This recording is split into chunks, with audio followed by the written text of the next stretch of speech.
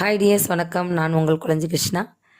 இன்றைக்கி நான் ஒரு கதை படித்தேன். அந்த கதையை உங்கள் கூட ஷேர் பண்ணிக்கிறதுல எனக்கு ரொம்ப ரொம்ப ஹாப்பியாக இருக்கும் அப்படின்னு நான் நினைக்கிறேன்.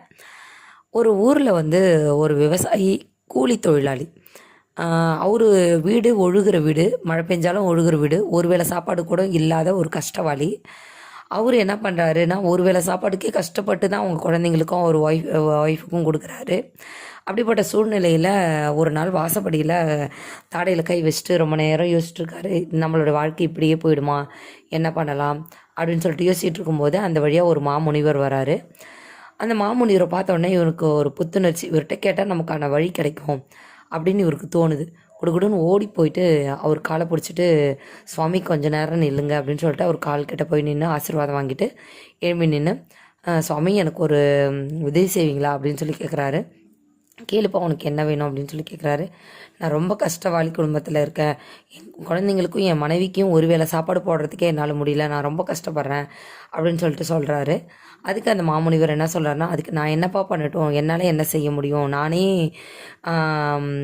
ஊராக சுற்றி வர ஒரு முனிவன் அப்படின்னு சொல்கிறாரு. இல்லை சாமி, நீங்கள் கடவுளை நேராக பார்க்கக்கூடியவர் இல்லையா, எனக்காக நீங்கள் கடவுள்கிட்ட ஒரு வரம் கேட்டு வாங்கி கொடுங்க.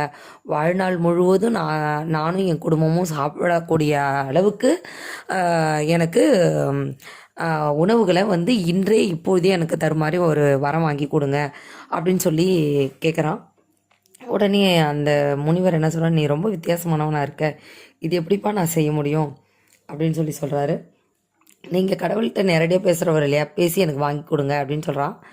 அதுக்கப்புறம் சரிப்பா நான் கேட்டு பார்க்குறேன் அப்படின்னு சொல்லிட்டு முனிவர் என்ன பண்ணுறாரு, கடவுள்கிட்ட கேட்குறாரு.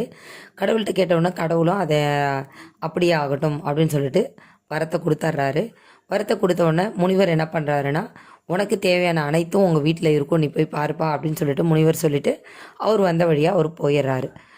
இவர் ஓடி போய் இந்த ஏழை கூலி தொழிலாளி இருக்கா இல்லையா, ஓடி போயிட்டு என்ன பண்ணுறாரு, வீட்டை பார்த்தா வீடு ஃபுல்லாக பழங்கள், காய்கறிகள், உணவுகள் அப்படியே நிரம்பி வழியுது. எவ்வளோ வேணுமோ அவ்வளோ எடுத்துக்கலாம், அந்த அளவுக்கு அவருடைய இதில் இருக்க. அவன் பார்த்து சந்தோஷப்படுறான். அவங்க மனைவிக்கு, குழந்தைங்களுக்கு எல்லாம் கொடுக்குறான். இதோட போயிட்டுருக்கு. ரொம்ப நாள் கழித்து அந்த முனிவர் திரும்பி அந்த வழியாக வரக்கூடிய ஒரு சூழ்நிலை ஏற்படுது. அப்போ அவருக்கு தோணுது, நம்ம ஒரு முறை அவருக்கு செஞ்சோம் இல்லையா அந்த கூலி தொழிலாளிக்கு, இப்போ அவன் எப்படி இருக்கான்னு பார்க்கலாம் அப்படின்னு சொல்லிட்டு அந்த முனிவருக்கு தோணுது. சரின்னு போய் அந்த இடத்துல போய் பார்க்கலாம் அப்படின்னு சொல்லிட்டு போகும்போது அந்த கூரை வீடாக தான் இருக்குது. அதே சமயம் அந்த வீட்டில் இருந்து நிறைய பேர் என்ன பண்ணுறாங்கன்னா, காய்கறிகளும் பழங்களையும் உணவுகளையும் வாங்கிட்டு போகிறாங்க. நிறைய பேர் வாங்கிட்டு போகிறாங்க. அதை பார்த்த உடனே அவனுக்கு ரொம்ப ஆச்சரியம். இவ்வளோ நாள் ஆகுது, இவ்வளோ பேர் வாங்கிட்டு போனாங்கன்னா அந்த வீட்டில் இவ்வளோ உணவுகளே இருக்காதே, எப்படி இருக்குது அப்படின்னு சொல்லிட்டு இவருக்கு ஒரு டவுட் ஆகிடுது. முனிவருக்கு ஒரு சந்தேகமாகிடுது. சந்தேகமான உடனே கடவுளை கூப்பிட்றாரு. கடவுளை கூப்பிட்டு இவர் கேட்குறாரு, எப்படி இது சாத்தியம், நீங்கள் கொடுத்த உணவுகள் பழங்கள் எல்லாம் பார்த்தீங்கன்னா இந்நேரம் காலியாக இருக்கணும். ஒருவேளை அவர் சாப்பிட்றதா இருந்தால் வாழ்நாள் முழுக்க வச்சு சாப்பிட்லாம். ஆனால் ஊருக்கே ஒரு தானம் கொடுக்கும்போது இது பத்தாதாச்சே, அவர் அப்பயே காலியாக இருக்கணுமாச்சே, இப்போ எப்படி இவ்வளோ நாள் இருக்குது அப்படின்னு சொல்லிட்டு கேட்குறாரு. அப்போ தான் அந்த கடவுள் சொல்கிறாரு, அவன் மட்டும் சாப்பிடாம ஊருக்கெல்லாம் கொடுத்து உதவுறான்.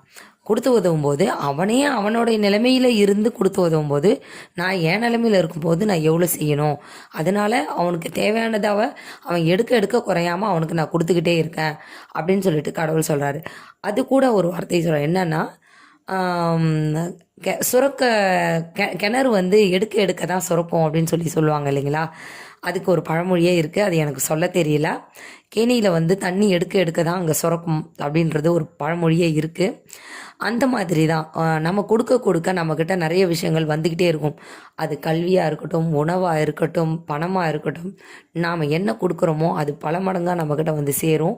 நமக்கு நல்ல விஷயங்களும் சேர்ந்து நடக்கும் அப்படின்ற ஒரு விஷயத்தை தான் நான் இந்த கதை மூலமாக தெரிஞ்சுக்கிட்டது மட்டும் இல்லாமல் இது படிக்கும்போது ரொம்ப சந்தோஷமாக இருந்தது. சரி, அதை உங்கள் கூட ஷேர் பண்ணிக்கிறதுல எனக்கு ரொம்ப ரொம்ப இன்னும் அதிகப்படியான சந்தோஷம் கிடைக்கும் இல்லையா, அதனால தான் உங்கள் கூட ஷேர் பண்ணிக்கிட்டேன். இந்த கதை எப்படி இருக்குது அப்படின்னு சொல்லிட்டு கமெண்ட் பாக்ஸில் சொல்லுங்கள். இந்த கதையோடைய வேறு கருத்துக்கள் ஏதாவது இருந்ததுனாலும் எனக்கு கமெண்ட்டில் சொல்லுங்கள். பாய் டியர்ஸ்.